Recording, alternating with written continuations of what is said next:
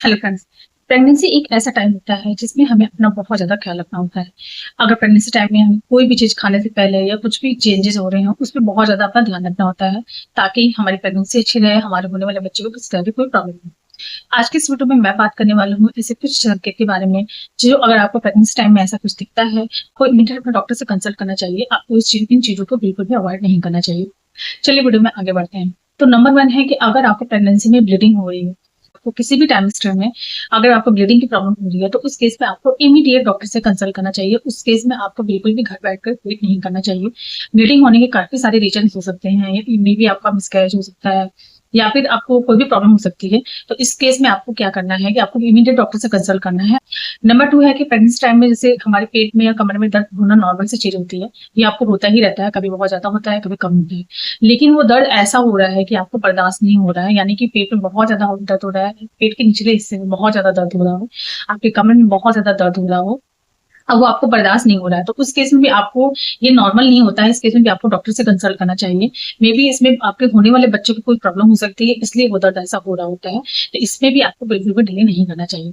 Number three है कि अगर प्रेगनेंसी टाइम में आपको अचानक से आप सो के उठे हो, आपको धुंधला दिखाई दे रहा हो या आपको एकदम से दिखाई देना बंद हो रहा हो, तो उस केस में भी आपको इमीडिएट डॉक्टर से कंसल्ट करना चाहिए। ये भी आपके होने वाले बच्चे को किस टाइप की कोई प्रॉब्लम हो रही हो, इसी वजह से होता है।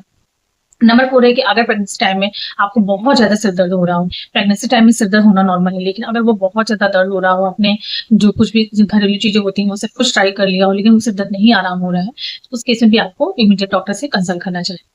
अगली चीज है कि प्रेगनेंसी टाइम में हर बहुत सारे लोगों को पैरों में स्वेलिंग होता है, नॉर्मल हाथ में पैर में स्वेलिंग हो जाती है, वो चीजें नॉर्मल है। लेकिन वो स्वेलिंग बहुत ज्यादा बढ़ रही हो, आपके फेस पे स्वेलिंग हो रही हो, आपके हाथ में स्वेलिंग हो रही हो, पैर में स्वेलिंग हो रही हो, आपने बहुत सारी चीजें ट्राई कर ली घर पे तब भी वो स्वेलिंग नहीं सही हो रही है, तो ये भी नॉर्मल नहीं है। इस केस में भी आपको इमीडिएट अपने डॉक्टर से कंसल्ट करना चाहिए। हो सकता है होने वाले बच्चों को इससे भी खतरा हो सकता है, इसलिए आपको ये चीजें डिले नहीं करनी चाहिए। अगली चीज है कि अगर प्रेगनेंसी टाइम में आपका बीपी बहुत ज्यादा हाई हो गया हो, आपको बहुत ज्यादा चक्कर आ रहा हो या आपको बहुत ज्यादा आपको चलने में सांस फूल रही हो, तो ये भी नॉर्मल नहीं है। इस केस में भी आपको इमीडिएट डॉक्टर से कंसल्ट करना चाहिए। नेक्स्ट चीज है कि अगर आपको प्रेगनेंसी टाइम में फीवर आ गया हो, यानी कि अगर आपको बहुत ज्यादा फीवर आ गया, आपने बहुत हाई फीवर आया हो, तो वो चीज भी नॉर्मल नहीं है। वो आपको किसी चीज का इन्फेक्शन की वजह से हो सकता है, तो इसको भी आपको डिले नहीं करना है। इस केस में भी आपको डॉक्टर से कंसल्ट करना चाहिए।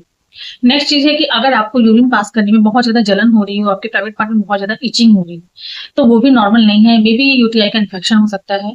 तो अगर आपने ये चीजें नोटिस की हैं कि आपके प्राइवेट पार्ट में बहुत ज्यादा इचिंग हो या फिर आप जब भी यूरिन पास करने जा रहे हो तो बहुत ज्यादा आपको जलन सा फील हो रहा है, तो उस केस में भी आपको डॉक्टर से कंसल्ट करना चाहिए, क्योंकि वो यूटीआई का इन्फेक्शन आपके होने वाले बच्चे पे भी इफेक्ट डाल सकता है। तो फ्रेंड्स, यही था आज का वीडियो। आई होप कि वीडियो आपके लिए हेल्पफुल रहा हो।